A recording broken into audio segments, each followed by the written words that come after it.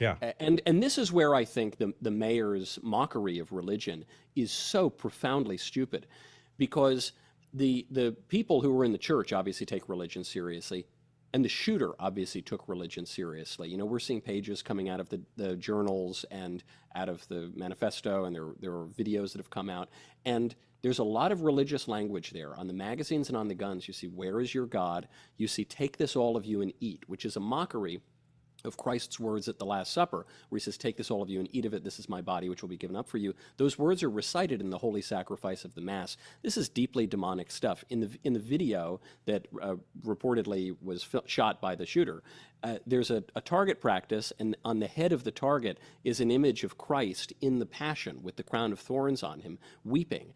You know, and there's a page actually in the journal in which the shooter draws himself looking at a mirror, and in the mirror, it's not his face, it's the face of a demon. So all politics ultimately, all human conflict ultimately comes down to theology. That's what Cardinal Manning said. He was right then, and it's true today. So it on so many levels, this mockery of religion, of man's spiritual nature, of trying to just give everything to the merely political realm. Pass 3 more policies, and then we're going to eliminate suffering and danger from the world. It's just so profoundly stupid. It's so wrong-headed. You're never going to solve any problem with that. I hear a lot of people using the word demonic and demon lately in social media. It seems almost like it's becoming more acceptable. It used to be the kind of thing I would only talk about with my fellow Knights of Columbus or whatever. Okay, so we're both Catholic. We're both religious. We both believe in demons. And we both, I think, it seems clear to us that this lunatic was possessed by a demon. I mean, that is possession. He was drawing pictures of the demon. He seemed to be very aware of it, almost like in The Exorcist when, that girl is aware that she's possessed by the devil, right? Yeah. This is what happened with this guy, okay? But how do we talk about that in this secular world, in the world of politics?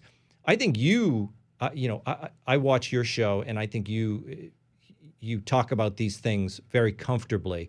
I feel like I'm in a more mainstream scene here on Fox News. Yeah. So if I'm sitting around on Gutfeld and I bring up demons, I feel, can I do this? Can I talk about the demons? The heads are going to turn. Yeah, I mean, literally, the heads are going to spin right around.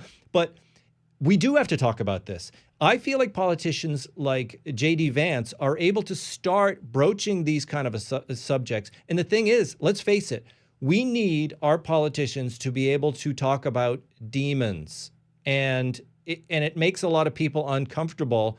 How are we supposed to do that without freaking everybody out?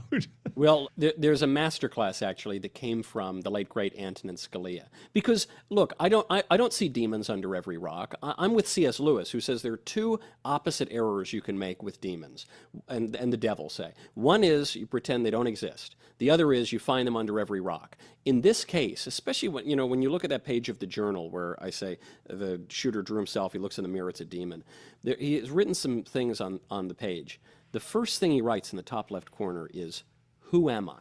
There's all these other jarring things, but "who am I" is really prescient because we recall Moses at the burning bush. He asks God, "Hey, who are you?" And God says, "I am who I am." Christ says, "Before Abraham was, I am." God being himself, not just the source of being for everyone else, but actually being. And so this question, "Who am I?" rises. When you turn away from God, when you lose your connection to God, you're left with this pitiful question. You don't know who you are. You try on all these different identities. Okay, that's a more of a secular way to talk about it.